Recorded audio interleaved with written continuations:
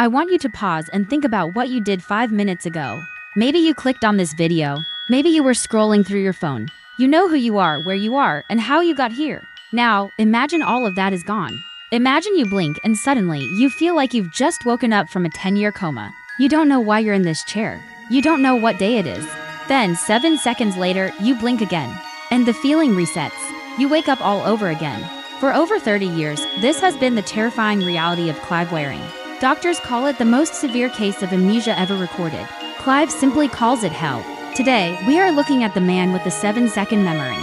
Before 1985, Clive Wearing was a brilliant man. A world-renowned musicologist and conductor in London, he was at the absolute peak of his career, a genius recognized across the globe. But one evening in March of 1985, he came home complaining of a splitting headache. Most of us would just take an aspirin and go to sleep. But Clive's headache didn't go away. It worsened. Soon, he developed a high fever. Then, the confusion set in. He started forgetting his own daughter's name. By the time he reached the hospital, the virus had already done its work. And the cause? It wasn't some rare, exotic tropical disease. It was herpes simplex virus 1, the common cold sore virus. For most people, this virus is a minor annoyance that stays on your lip. But in very rare, tragic cases, it can travel up the nerves and cross the blood-brain barrier. Entering the brain, this is called herpes simplex encephalitis. The virus began to eat away at Clive's hippocampus, the crucial part of our brain responsible for turning short-term memories into long-term ones. When Clive finally woke up from the delirium, his past was a blur, and his future? It was never going to happen. He was left with two devastating types of amnesia. First, retrograde amnesia, meaning he lost almost all memories of his past. He knew, abstractly, that he had children, but he couldn't remember their names or faces. He knew he was a musician, but he couldn't recall a single concert he ever played. Second, and far more terrifying, was anterograde amnesia. He became completely unable to create new memories. The average person's short-term memory can hold onto information for about 30 seconds before it needs to be stored or it fades. Clive's memory span was reduced to somewhere between 7 and 30 seconds.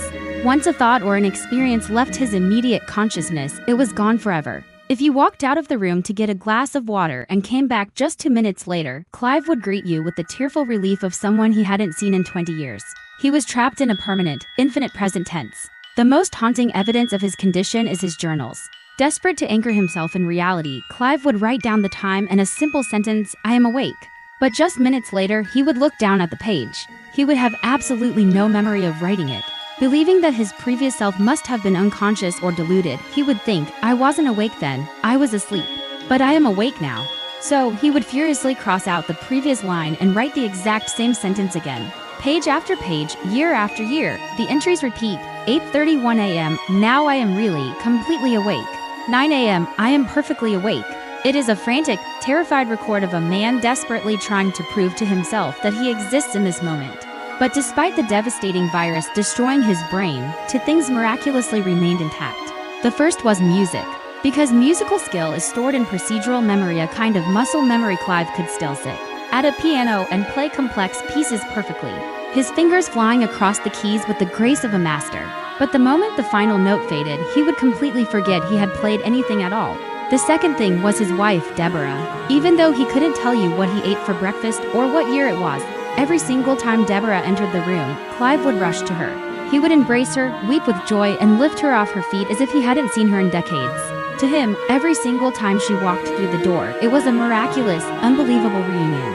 The love was so deeply embedded in his neural pathways that even the virus couldn't touch it. It's a truly tragic love story. He falls in love with her all over again, every 7 seconds. Clive's story forces us to ask a profound question. What are we without our memories? Are we just a series of disconnected moments? Clive Wearing is still alive today, living in his eternal now. If you found this case as fascinating as I did, hit that like button. And tell me in the comments, if you could only keep one single memory before losing all the rest, what would it be? I'll see you in the next mystery, and don't forget to subscribe.